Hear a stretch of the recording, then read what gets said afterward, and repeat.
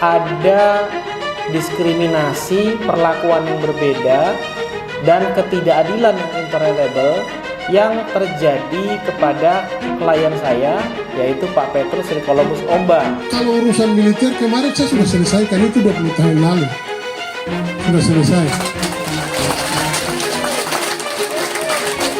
Dan itu urusan militer, tidak sampai ke masyarakat, itu beda.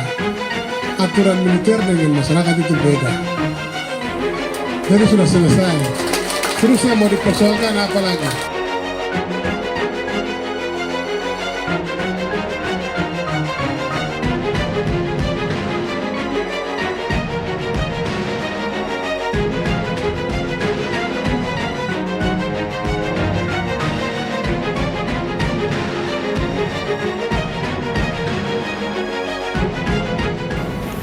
Iya, sampai hari ini saya selaku kuasa Petrus Ricolombus Omba masih terus mendalami dan memeriksa putusan-putusan Mahkamah Konstitusi yang perkaranya masuk dalam pemeriksaan pokok perkara dalam pemeriksaan perselisihan hasil pilkada tahun 2024 di Mahkamah Konstitusi. Kenapa saya masih terus mendalami? Karena saya kembali menemukan satu putusan lagi. Jadi sebelumnya saya pernah menjelaskan ada putusan nomor 2 tahun 2025 di Kabupaten Pasamanan yang bertentangan pertimbangan hukumnya dengan putusan 260 2025 di Bovendigul yang oleh mahkamah klien saya didiskualifikasi karena dinilai belum memenuhi syarat karena dianggap tidak mempublikasikan secara jujur status hukumnya.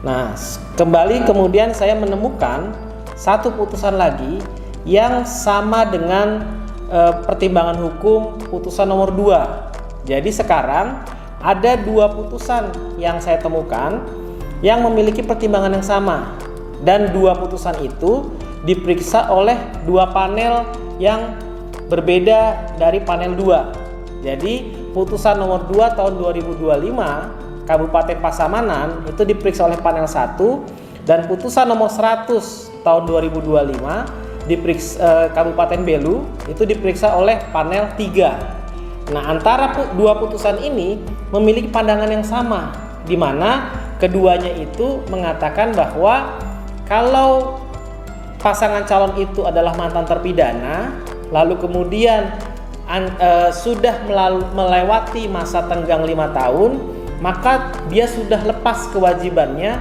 untuk mengumumkan tentang latar belakang sebagai mantan terpidana itu ke publik. Dalam dua kasus itu sama pertimbangannya di dua panel. Yang dalam putusan nomor 2 tahun 2025 Kabupaten Pasaman itu calonnya didiskualifikasi karena dianggap belum lewat masa tenggang 5 tahun, sehingga belum terlepas dari kewajibannya mengumumkan ke publik. Sementara ketika tidak diumumkan, maka oleh mahkamah didiskualifikasi karena memenuhi unsur itu. Tapi yang di Kabupaten Belu, karena tindak pidana itu dilakukan tahun 2004, lalu dianggap sudah lewat dari 5 tahun, maka itu sudah dianggap tidak relevan lagi dipersoalkan karena penafsirannya sama dengan masa jeda 5 tahun. Nah, ini sama antara panel 1 dengan panel 3. Tapi kalau di panel 2, di perkara 260, itu padahal Pak Petrus ini sudah melewati 20 tahun, tapi masih tetap diwajibkan untuk mengumumkan status terpidananya, sehingga ketika dinilai belum memenuhi syarat tersebut, maka Pak Petrus didiskualifikasi. Nah, ini yang menjadi pertanyaan, kok bisa pertimbangan hukum putusan nomor 2 tahun 2025 Kabupaten Pasaman dan putusan nomor 100 tahun 2025 pada Kabupaten Belu memiliki penafsiran yang sama antara yang diperiksa di panel 1 dengan yang diperiksa di panel 3, yaitu ada masa tenggang 5 tahun untuk seorang calon terlepas dari kewajibannya dalam hal mengumumkan status terpidana ke publik.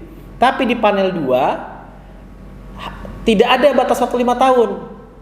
Kenapa saya katakan tidak ada batas waktu 5 tahun? Karena kasus Petrus Nikolaus Omba ini sudah 20 tahun, tapi masih dikenakan harus mengumumkan. Ketika dianggap tidak mengumumkan, lalu kemudian didiskualifikasi. Padahal yang bersangkutan sudah menjadi anggota legislatif 2 kali. Kalau di Kabupaten Belu juga menjadi dasar kenapa tidak didiskualifikasi, karena yang bersangkutan sudah menjadi PNS, sehingga dianggap sudah tidak relevan lagi dipersoalkan. Yang jadi pertanyaan, kenapa di Kabupaten Bovendigul sudah 2 kali menjadi anggota legislatif, artinya sudah memenuhi syarat untuk menjadi calon anggota legislatif, kok masih dianggap relevan mempersoalkan kewajiban mengumumkan ke publik, apalagi ancamannya di bawah 5 tahun, hanya 2 tahun 8 bulan.